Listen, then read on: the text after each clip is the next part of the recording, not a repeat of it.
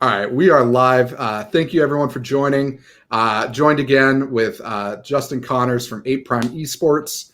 I'm John Laster with Laster Law, and we have Yenzer from Yenzer Consulting Services. Runs a fractionalized HR company where he kind of works with different company leaders, C-levels, and other executives who need help when it comes to HR services. Jeff also has a lot of experience in the video game industry. He's been in the Xbox MVP program with me for probably 7 years, I think, for you, right? I think this is 6. I think it's Okay, 7 for 6. you and 6 for me. No, I think I'm at 9. Oh, so that's what I'm saying. I think you're at 7. Yeah, I might be. Because I know I nominated you. Yeah. But yeah, Jeff, would you like to tell people a little bit about what you do? Okay. Well, as you kind of mentioned, fractionalized HR and personal operation services. First off, I do have a first name. The first name is Jeff, although everyone knows about like 80 Jeffs, and probably 3 of them are good people. So I just like to be Yenzer because hopefully you only know one Yenzer. So that out of the way, what I do is really so much more than just human resources. I found very early in my career, which has now spanned, almost 20 years, that HR is never really a strategic partnership within a company. Usually it is an employee. And just like all of the other employees, they are beholden to the C-suite or whomever they happen to report to. So that whole adage about how HR just really is working for the company, it's sadly true as much as they don't want it to be. You might have a phenomenal HR person that is ethical and really wants to go to bat for you. I tried to be that person when I was traditionally employed. But at the end of the day, they write your paycheck. So do you want to get fired for somebody else, or are they getting fired, or how's that really going to interact? So about 15 years into my career, I just kind of had a revelation that I would rather be an actual strategic partner with multiple companies rather than just one, and branched out, started really a consulting business that exists so that I can be that voice of reason and the objective person in the room that comes in and pokes holes and tells the baby that it's ugly.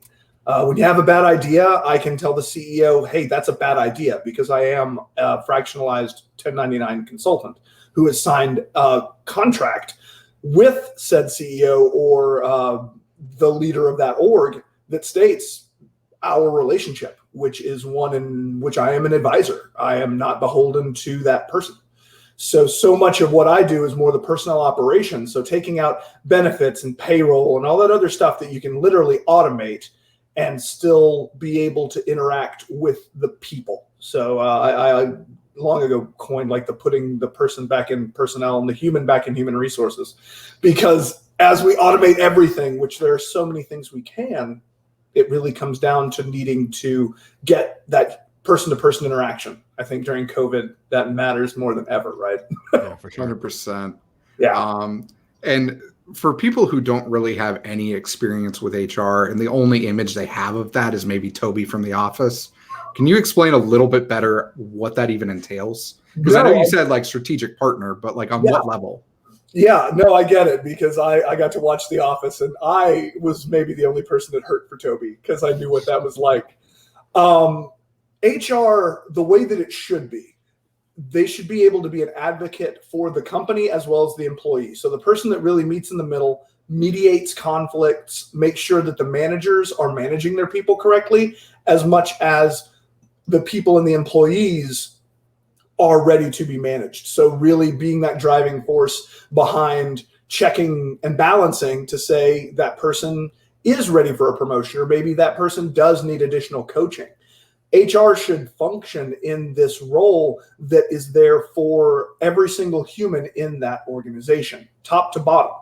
And honestly, if you were to look at an org chart, and if it were to be busted out, in an ideal world, HR would, if they were an employee, sit over in the side, like CEO, C-suite, and then over in the side laterally with the CEO would sit HR, because that HR professional is beholden, much like a law professional, to the letter of the law, rules, regulations of state, local, and federal governments. That is going to be what will blacklist that professional, not some CEO that just wants to do it their way. Yeah. No, I mean, I can definitely say from experience, a lot of the org charts I see have the lawyers drafted off to the side like that, because it's kind of an established thing of, like even if you do have in-house counsel, they're normally kind of more of a generalist who kind of can just do a little bit of everything. And then you kind of outsource specific needs, whether it's maybe more IP focused or in the context of, let's just say, Apple and Fortnite, they're obviously working with antitrust firms, and that's kind of one of the big examples right now. So that's definitely super interesting for me because that kind of dovetails into my own experience. But I would definitely say what ties this back to a little bit of kind of video game companies. And what I'd want to know there is a lot of these companies are smaller. They're just kind of starting off. Maybe it's a couple people. When do they need you? When do they need? Okay, so I'm going to break your question into two Please parts. do. It was a long one. When do they need me, and when do they need an HR person? Like a dedicated HR employee. So they need me when they're going to hire their first employee or when they're going to transition their 1099 contractor over to an employee. So when they're going to be legitimate, actually have employees, and stop most times treating their contractors like employees, because there's a nice little IRS checklist that you have to maintain to make sure that you are not treating your contractors too much like employees. So when you're ready to bridge that gap and actually hire employees, that is when you should be talking to either myself, or, because I'm only one person and this company will only ever be one person, talk to an HR professional that is ready to actually go in as a fractionalized provider with you to create your policies, procedures, your handbooks, everything that's going to create your company's foundation, and especially begin to sow the seeds of what your culture is going to look like. That's when you hire, or that's when you bring on that HR contractor. Now, when you get to that point of about somewhere between, if you're a high earning studio, should be more like the 15 to 25 realm. If you're just kind of doing your thing, making ends meet, everybody's fed, paid for, but you're still bootstrapping it in that startup world, really once you get to about 25 to 50 is when you need to have a dedicated HR person there that is ready to be able to take care of all of the little things that are going to happen throughout any given week or month. The little conflicts, hey, I need somebody to talk to, just that person that's going to be in the chair all the time. Now, kind of wrapping back around to what I do and what some other professionals do, I'm a bit of a unicorn, but there are other unicorns out there, I'm sure. You need to have someone that has a very high level amount of HR knowledge, someone that could have been your HR executive, but your 25-person company doesn't need a VP of HR. They're going to be overpaid and bored. They're not going to have anything to do, and you're not going to be able to justify them being around. And to come back to Toby, that is why HR people get a bad rap, because essentially HR is there kind of like a firefighter. Firefighters are there 24 hours a day in the, sitting at the fire station ready for anything to happen. So HR is sitting there ready for anything to happen. But if they're doing a good job and they've set up a good culture and all those sorts of things, there aren't going to be very many fires. So if you're paying somebody what they're worth at a C-suite level, which should be around the 80 to 150 mark in middle America, much less on a coast, you're going to have this person that is bored out of their minds, not having anything to do, and then starting to find things to do. And that's where HR gets that bad rap. They start trying to justify their experience and justify them even being around because they don't want to be downsized. So they start looking for problems.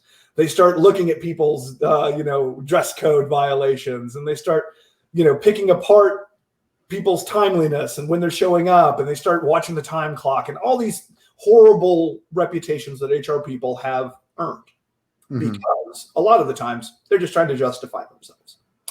So the perfect mirror is when a company that is growing starts in, hires a professional like me to come in as a contractor when they're low end, low head count, start building all of those policies, procedures, and also partnering with a PEO, which there are popular PEOs out there like TriNet, ADP. I'm in Middle America, so Paycom is our big one. It's actually located here in Oklahoma City and was started here.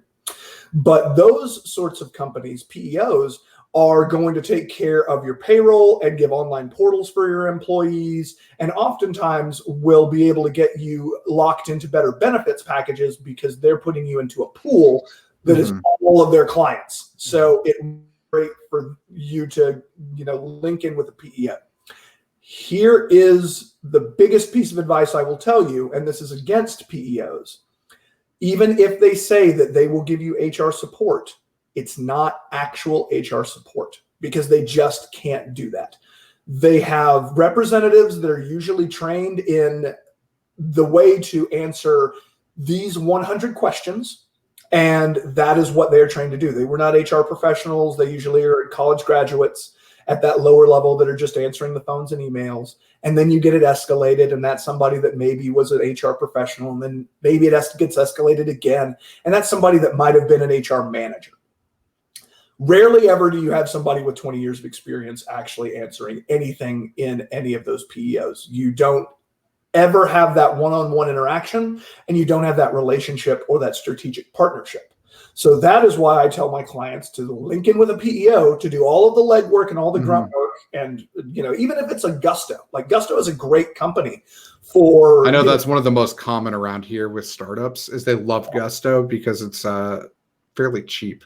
Yes, Gusto for they know what they do, and they more appropriately know what they don't do, which I appreciate. You give Gusto to somebody that is a human resources assistant level experience, and they're going to be just fine. So when you're ready to hire that first HR person, it can be an HR assistant. It can be that office manager that is training to be an HR professional. It can be those sorts of things, but you should still keep that fractionalized consultant for all of the big questions and all the strategic planning, and also training that lower level human resources employee to be able to take things over slowly. Because in most companies, if you might have experienced them as well, HR becomes this turnstile. It's the same person. It's, about a year, 2 years. It's always somebody new, or it's new people on the team. And that's because they don't have anywhere to go. They don't really have anything to do. There's no growth in that team itself. So what you do is you grow it yourself. If you are a small startup, you can grow that professional to a point where they are a seasoned HR professional under the tutelage of someone like me. So that's kind of the multi-tiered step of how you would go from interacting with a fractionalized personnel operations and HR services provider all the way up to the person that you've trained that you now pay, and they have enough work to do because you've hired all of those people, and now you're a 100 or 200 person organization. They now can be the leader of that org and be the HR director with multiple people under them. And that's how you can grow your smaller company into something larger. It's what other companies have done along the way. It's just doing it much more purposefully. So the thing with the PEOs you're saying, though, I'm trying to make sure I'm hearing it clearly, though, is like it sounds like they don't do much in the mediation and the culture at all, but they do handle a lot of the clarification. That's it. Like they're just like, oh, you have a question about benefits in this? We can answer that. If not, sorry for you.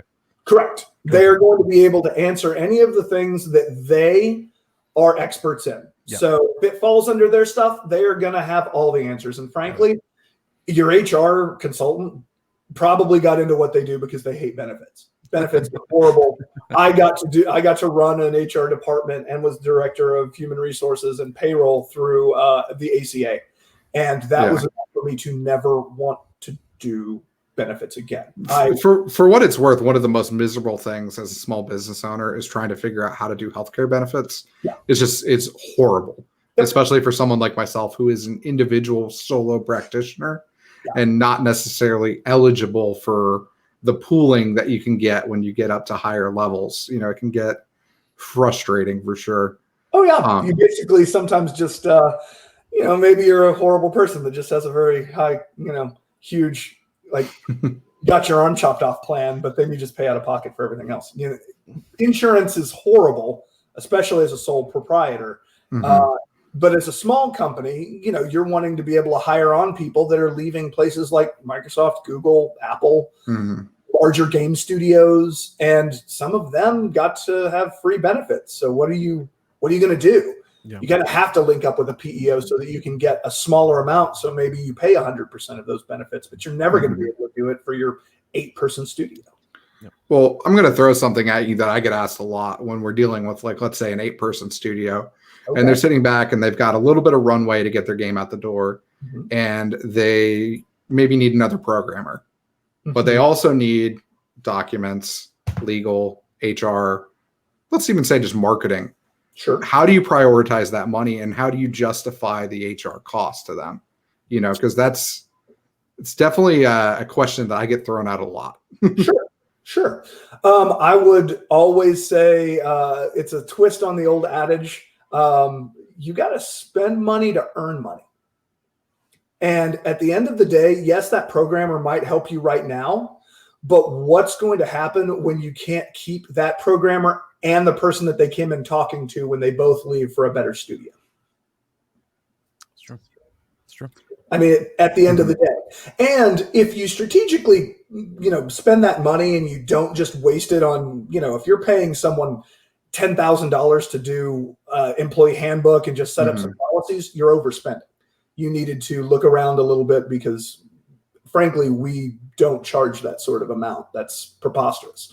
But you also shouldn't be trying to get those things online, because if you try to find, with legal documents, if you try to find that online, all you're doing is spending money now to throw it away. You can spend money to save money today, which is really keeping you from getting, especially when it comes to running afoul of employment law, or heaven forbid you're operating in California or New York or Colorado or Washington. I mean, most HR professionals that are, nationally certified don't know the ins and outs of things that change in those states, because they change so often. So heaven forbid you as a business owner know. California in particular can get absolutely crazy when it comes to things. And the thing I always tell people when they ask me, why can't I just pull this from online, is you don't take the rules of Monopoly and try to play Yahtzee. It just doesn't work. It doesn't matter how well it was drafted from day one. First off, if you don't even understand it, God forbid the worst thing, you take this rule book or this contract and you decide to use it, but you've never read it. And then you hit a point where now you have to adhere to policies that are in it. Let's just use firing an employee for an example. You pulled an online employment contract and you have an online employee handbook that you pulled. Both reference each other if you're lucky. If you're lucky, they probably don't, to be honest. They might conflict. And even then, if you try to now remove that employee, let's say one of them is for the employee, one of them is for the employer, you're going to end up with a lot of costs there, with some form of settlement probably, down the road, just because it seems like there's some very real risk there. Yes, there always is. And employers always kind of love to roll the dice on that employee isn't going to bother to lawyer up.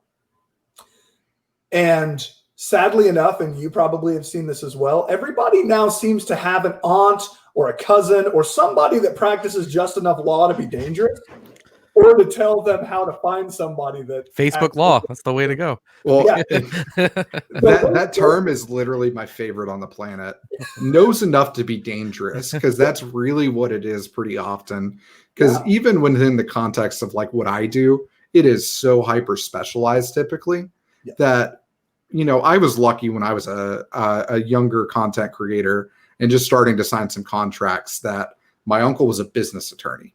That didn't really mean he knew streaming. That didn't really mean he knew a lot of internet, but he knew business and he knew it well, and he did real estate, and he was able to at least do good enough for me. He fixed a couple of provisions in there that were honestly really bad, so I super appreciate having that. But it's one of those things where, God forbid, let's say he was an expert at probate or, family law or something like that. They may know enough to do better than the average person, especially, but it can get very difficult when you start handing them highly specialized work that is, let's be honest, often industry specific too. Because if you don't know what terms should be fair for that industry, you might just be signing something just absolutely terrible. Precisely. And that will kind of dovetail a bit back to the PEO idea and trying to find things online. Many PEOs will offer, you signed up with ADP, here's our employee handbook. And to your perfect point just now, that handbook is not set up for your company, much less your industry. Mhm. It is just a generic handbook. So it is never going to have all of the jargon that you're going to use. And if it ever came to a court, you would have to justify that use of jargon. If it's not in your employee handbook, it might as well not exist. So you have actually created more rules to be strung up on than you have to protect yourself. Mhm. Yeah. So that's what I also try to do for my clients is, if I'm going to create any documents for them, I committed very early that it would be bespoke for them. We would sit down and we would go line by line, and my clients often hate it. That when I give them, what my employee handbook is, it's all highlighted in red. And we go line by line and we eliminate the highlights as it's okay to actually leave in there. And it drives them batty and it takes forever. But at the end of the process, they have a handbook that they can actually use, and one that they understand enough so that it can become this organic document that gets changed regularly and it gets updated, and you're communicating things with your employees when there is a change. So you can go back through in a legal sense and say, John knew exactly what happened with this change because John signed on this day the addendum for this policy change. And you had somebody that just had that, I won't say that brain, but that forethought to be able to say, all right, let's set up what addendums look like and what rule and policy changes can look like, so that you can send out an easy memo, but then be able to then retain all of the signatures and have proof that people saw it. It's not just a handbook that they get on day one and never look at again. It's a handbook that they have and they can go back to as PDF on their phone forever. This is something that they can consistently refer back to, so that when you terminate an employee, it can always be for cause. Because we have talked in the past, and there's so many people that have this misconception that an at-will state, which most are, means that you can just terminate an employee anytime you don't like them. And that's not the case. At will really is just a union breaking tactic so that you can't have people signing contracts. You can't say, John, I'm going to come work for you, and here is my contract stating that I cannot be terminated for any reason whatsoever, and you are going to pay me X amount, and I can poop in your gas tank. Here, it's a contract. You signed it. Ha, ha, ha. That is terminated in that will state. You can't require a contract from an employee to an employer. That employer can terminate your employment, and that employee can quit whenever they want.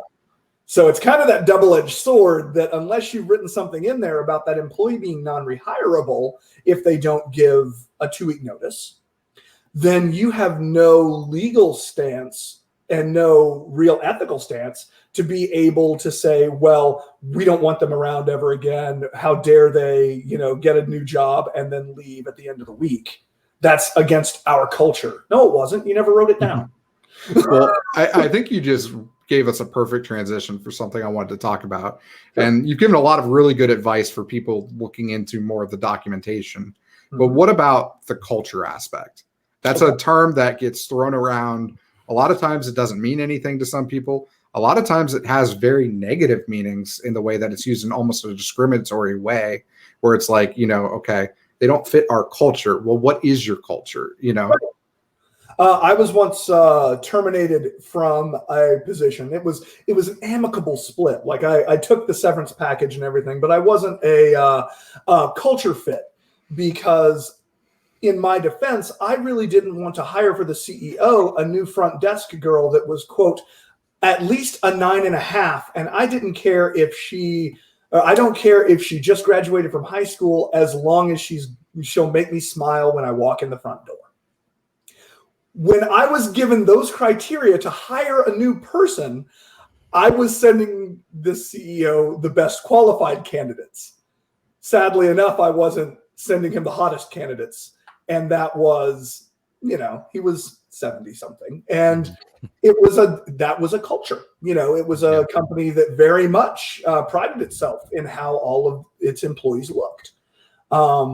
So culture can be a bad thing. Culture can be, you can swat your assistants on the butt. It was a culture thing for many, many years. But the buzzword that it now has is powerful when it has no business being so.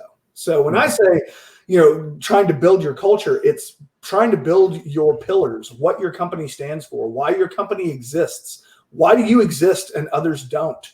Why do you exist and your competition hasn't been crushed underfoot? Or why do you exist and your competition hasn't crushed you? So it's really the why and what gets people to show up day in and day out. Because in this day and age, especially with COVID and remote work becoming a normal thing, oh man, there are so many places in which you can find work, especially in the tech field. So does it not get hard? Does it not get hard for HR though? Say you said you get hired for this job. Your job is to bring on the best people, and you can sense that there's something wrong in the culture. Like, is that what HR has to do? Is either fit in or just quit? Is like that the options? Like how do you navigate that? Traditionally, yes, that's exactly what HR has to do. Yeah. That is why I said before, HR in a perfect world would sit to the side as an org. In a truly perfect world, I would love HR professionals to unionize.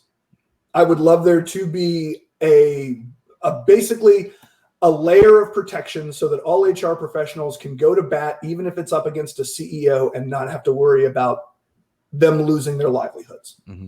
Because this is going to be a large margin, and this is purely anecdotal. This is me throwing out numbers. But I would say that, at least in my experience, 75% of the issues that I've seen that are culture are top down. They're not coming from the bottom. Correct.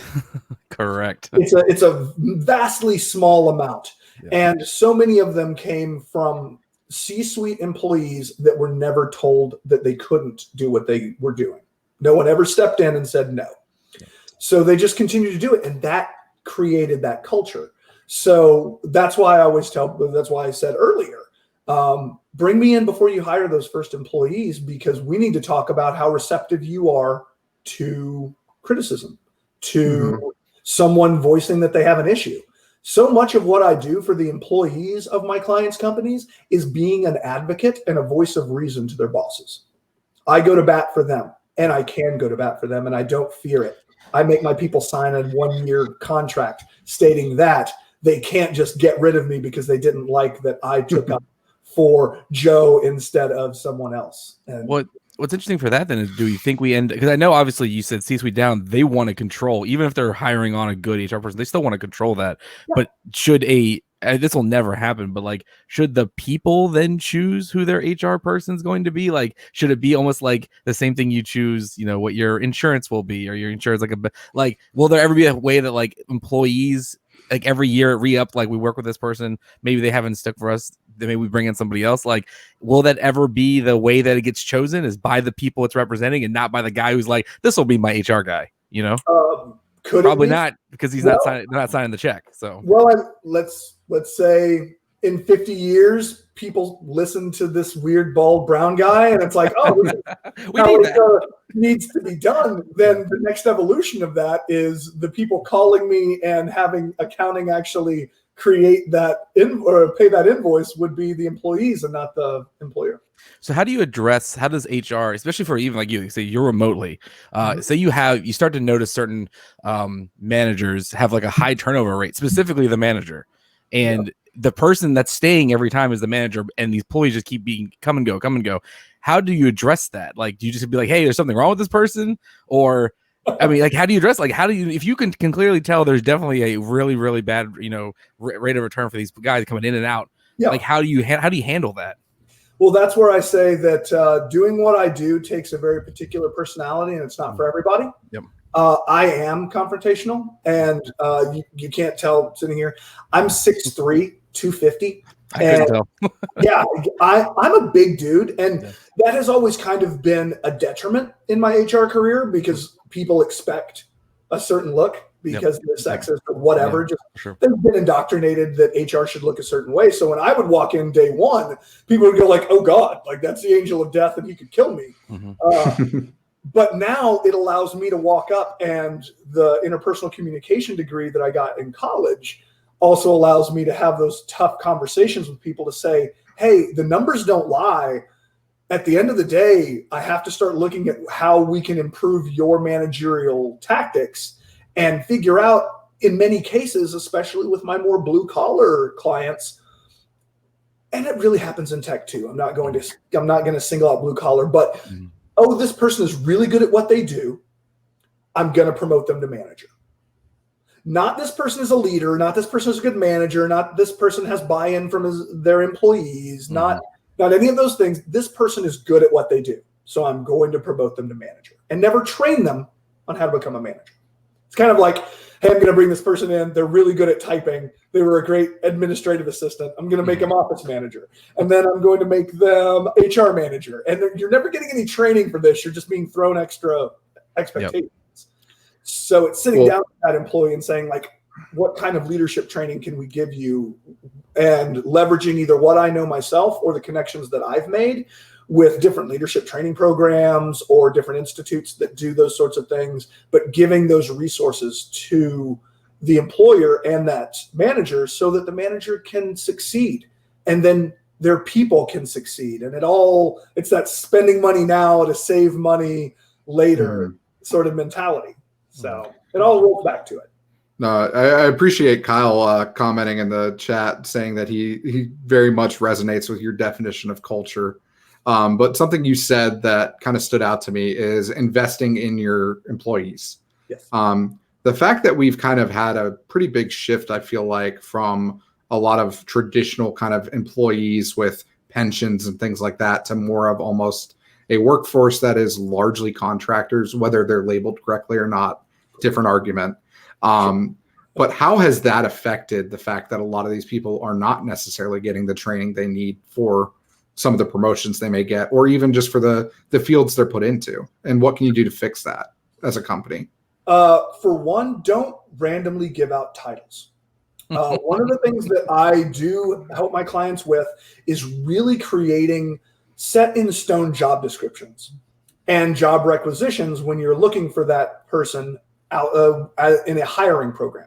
So having those clear-cut expectations, and maybe it is a little more corporate structure than you want in your cool hip startup, but it works. Having that ability to say, this is what a junior developer does, a senior developer does, and a lead developer does, like what those levels look like, not only protects you so that if anything were to come around and you terminated one of those employees and they said, well, I was being asked to do things that I wasn't comfortable doing or didn't have the knowledge to do, you could roll back and say, well, when you were promoted from 1 to 2 to second level, here's where during that promotion we checked the boxes and you said, because you signed it, that you knew how to do those things. So this wasn't we terminated you because you were a part of a protected class. We terminated you because you said you could do these things and you couldn't, or we hired you because you said you could do these things and you couldn't.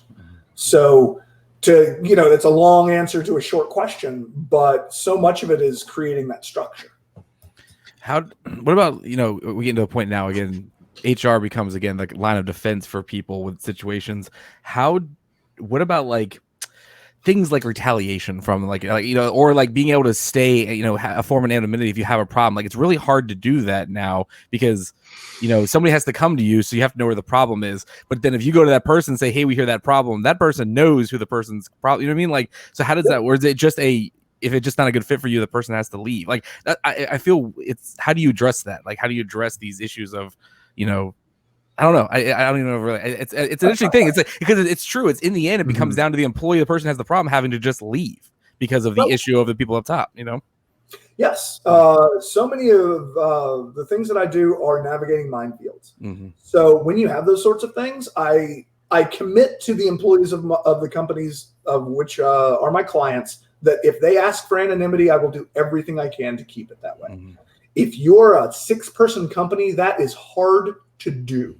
However, especially if you're the only female. Right.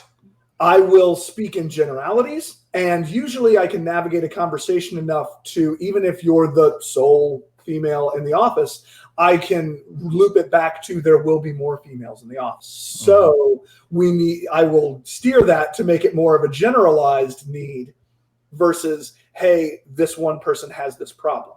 But I will step in and be able to do mediations, which usually are very successful.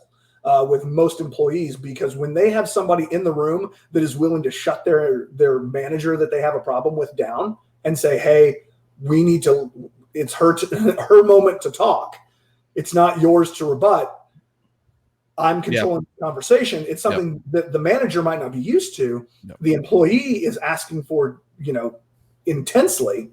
And if that company has brought me on early enough, then those two people are coming to have that conversation when it is just a small little problem that can be fixed immediately. Mm-hmm. Now, if you're bringing me if this doesn't get fixed, I walk away, chances are you're going to walk away. Yeah. But at least we can turn it into a learning experience for whoever happens to come along after you. Mm-hmm. But so much of HR is fixing things when they're small. Mm-hmm. And that is trust. That is just that ability to really confide in a person, and having that person, when it's me, be offsite, not an employee of the company, and able to be reached privately by anyone in the organization, really goes a long way toward my clients just feeling better about what's happening, knowing that they're getting a disseminated amount of information that they can actually use without emotion and all of the things that are tied into it, or fear so much when it comes from an employee. I'm coming at them with the cold, hard facts and what they need to change. Well, and for someone like me who has to come at things very often from a risk management perspective, exactly, I can definitely let that resonate, because, the reality is, if you fix a problem early on, it is almost always 10, 100 times cheaper than fixing it, dragging it all the way through fruition, if it has to go, especially through the legal system. For example, like, I've worked with a lot of streamers who get really bad deals. It's unfortunate, but a lot of these orgs are not very formalized. They're probably not working with someone like you. Sure. At the very best, they're probably not working with an employment lawyer of any kind. Nope. And they're kind of just passing along deals that, on some of them, literally don't say anything. On others, they pretty much say, like, I own half your livelihood, which, again, there's problems there that we can get into on a different conversation, but you're lucky if it says half. Yeah, exactly. Yeah. But it's one of those things where a lot of these guys sign them, and then to get them out of those deals, even when they are bad and even when it is completely unjust, it costs money. It's expensive, and that's whether you're going through myself or someone else, especially, God forbid you happen to sign this deal and it's in, I don't know, middle America, where I don't know someone in my field who is in that area who can kind of understand it very clearly. Like, I've had to work through deals that are in areas like Dakota, South Dakota, North Dakota, like, there's not as many, gaming attorneys there, in a sense, that are familiar with streaming and stuff, Right. So it can get kind of chaotic. Do we think that's where we're at then now, going into gaming, going into streaming? These clients now are getting younger and younger and younger. Like, obviously everybody should be paid what they're worth, but like, I feel like there has to be like a space now where these younger people can go to somebody and not have to spend $400 an hour, and not have to hire a whole HR team. They can actually get these resources. It's because the parents, they didn't realize their son or daughter is getting into this stuff, but they need somebody to help them out. Like, I hope that we get to the point where there is a little bit easier access to this great information for the younger people who end up getting caught in these deals. No, and I think that's a very difficult question to answer from my end, at least on the legal end. Yeah. Because, it's one of those things where I can pro bono hours when I want to and when I feel like I have the time. For sure. But there's a point where you also got to put food on the table. For sure. So, and it becomes very difficult to even run a kind of fund to kind of do stuff like that, and people have tried in the past to do things like that. But, a lot of times it just comes down to, do you know somebody? Yeah. Are they willing to give you like a friend and family discount? From my end, as someone who was a Twitch partnered streamer, it hurts equally hard, if not more, seeing those, because I'm like, that could have been me, very easily, if I didn't have some of the connections I had. And I don't know from your end, Jeff, if you see it a little different within HR, or if it's kind of very similar to that. No, it's very similar. It always comes down to hopefully somebody, but that person, you never know how much that they've done. Here in Middle America, there's tons of oil and gas. So everybody knows somebody that was HR and oil and gas. But as someone who also was HR and oil and gas, running an entire company of, land people and people that are pumpers and roustabouts and all those sorts of things are not the same as a tech company. So I went so far as to, instead of, I do a lot of free mentorship, but I can only mentor a few companies at a time.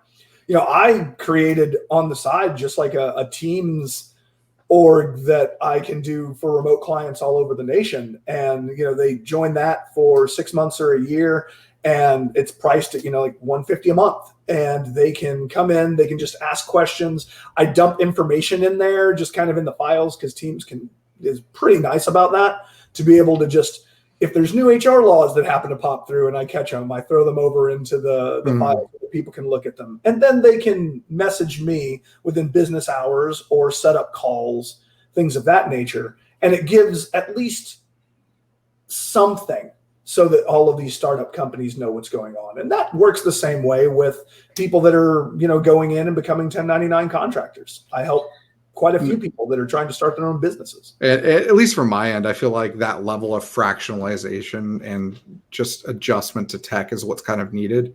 Obviously, with the legal industry, we are a little slower at times, to kind of adapt. And, some of the things you do are not necessarily even allowed for me to do, in the sense of like, my clients have to be allowed to fire me, If they don't want to work with me anymore, they can fire me, and it's a different kind of world to be in, because even then, for negligence. Well, yeah. I do write it in there that absolutely for negligence, but even at, they can terminate their contracts, but they still have to do it with 30 days notice. And all projects I might be working on have to be completed. So if that project includes helping Janet try to get you to understand and listen, you're going to see me for the next 30 days advocating for Janet. So it's very early on. It's like, you can't just get rid of me because you don't like that someone is telling you no. No, for sure. That's not going to work. That's why it's really the foundation and the crux of the relationship that I'm creating with my clients. And they know that going in. I onboard them very well because a lot of them never had someone like me that's running around saying, they're calling me and they're like, can I? No. But what if, I will always find that loophole if it exists. But if it doesn't exist, I have no problems telling you no. No, and I think touching back on streamers, that's just a perfect example of a very youthful industry, not only in the sense of the people getting involved in it are young.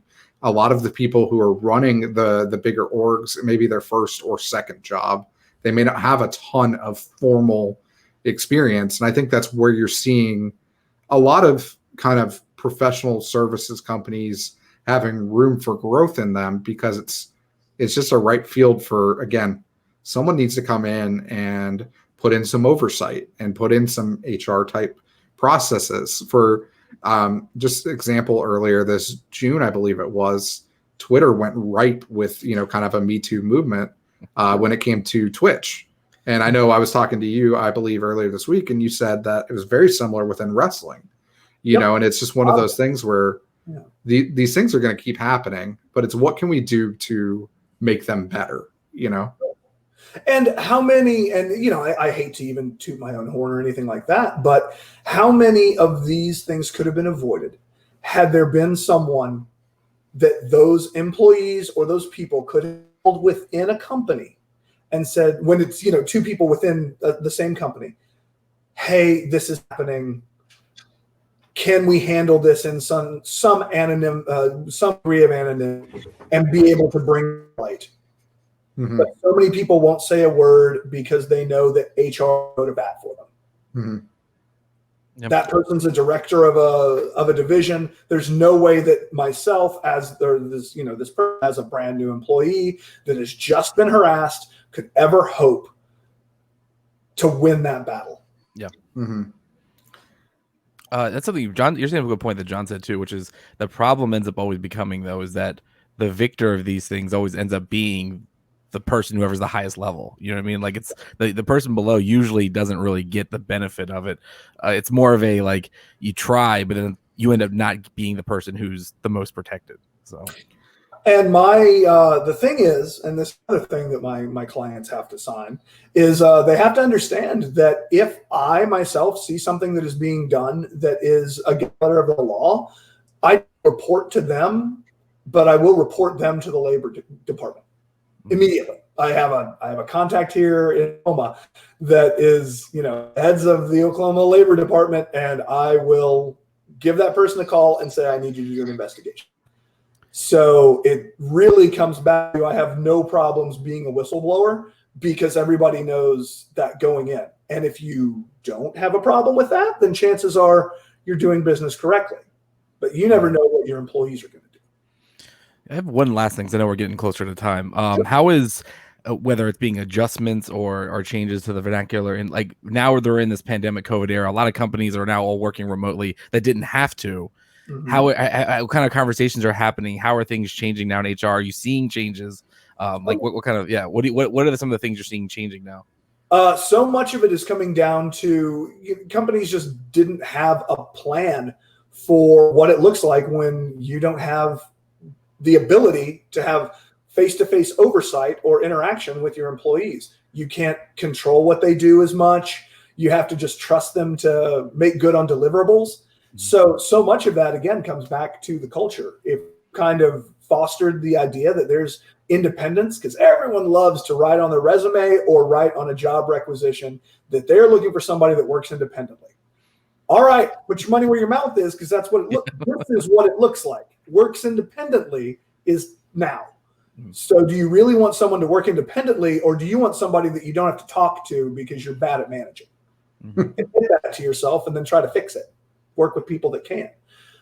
You should be better yesterday or today than you were yesterday, that sort of thing. So it really is changing so many orgs in making them think forward, think around possibilities. And honestly, it's a horrible thing, but COVID has given more legitimacy to legal and HR departments in the last 8 months than many of us have been working for in the last decade and a half. Wow. If you were going to give one piece of advice to a manager or someone running a company when it comes to dealing with other members of their team, what would you say? If it was one piece of advice, find it whatever way it takes and whatever it looks like to be able to show your employees that you are listening and will change. Whatever that's going to look like. Be actually receptive to the idea, and not just be it, but show it, because you have to show that you actually are like this. If you snap when they come in and talk to you, all it takes is one instance and all of the trust that you've built is shattered. And everybody needs to really start thinking about the fact that every professional relationship you have is just like a romantic one, honestly. It has just the same dynamics. It has the same issues. And you can be the most loving partner in the world, but you flip out one time and all of those years in which you were loving, wonderful, are then taken under a completely different lens. So being a leader, these people trust you much like a child trusts their parent. So do right by them. Be receptive. Yeah, I definitely think adding communication and stuff as well, like you said, is very important. And definitely more than just being like, yes, Jeff, I heard you, but more showing that I heard you goes a long way. Right. So I definitely want to appreciate you for your time and for joining us today. I think this was super awesome. We get to talk about a lot of different things. For people who want to connect with you after the show, what's the best way to do it? Well, I can always share my links with you so that you can kind of put it into the notes. I'll put them into the description. And yeah, that's great. I'm very easy to find. I mean, Yenzer Consulting Services, LLC. The name's unique enough that you'll find it no matter where you look.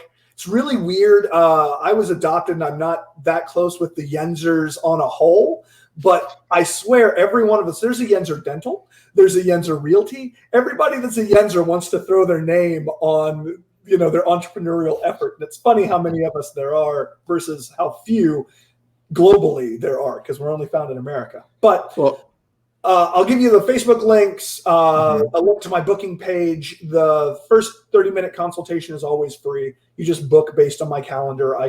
We can sit down, talk a little bit about what your company is running into, what strengths and weaknesses you're currently experiencing, and how to move forward with that. But I'll also put links to things like my Facebook and my LinkedIn. I love to connect with people. I love to answer questions. Just I'll be respectful of your time if you're respectful of mine. Awesome. And I'm still slightly jealous of the fact that you made your gamer tag your last name and just did all your branding as Yenzer. I know looking back, I wish I hadn't been like, I'm going to go with these random names that make no sense, because I mean, yeah, I do have Kane on Xbox, which is pretty cool. But like a lot of times I'm like, man, why wasn't I just Laster on everything? Then it would have just been so much easier. Can I give you one little like a pat on the back reason why I did that? Oh, go for it. I ethically put my stamp on whatever I do. You can find me. I'm easy to find. I'm easy to blacklist. I'm easy to blackball because it's my name. If I acted poorly on Xbox Live, I'm pretty easy to find. And it's my company. So it was always that constant reminder that I need to act appropriately and I need to do business and my professional life with ethics and kindness because my name is there. You could carpet bomb my house. Like there are not that many Yenzers. It's like me or my dad. Like those are the two Yenzers in this town. So. Definitely a little different than when I was making my accounts and I'm 11 years old. And Sure. I'm like being told from my parents, don't let people know who you are. Like, don't ever know who you are or where you are. Yeah, Come to think of it, down the road, 10 years later, I'm like, yeah, people know who I am. Not only that, let's be real.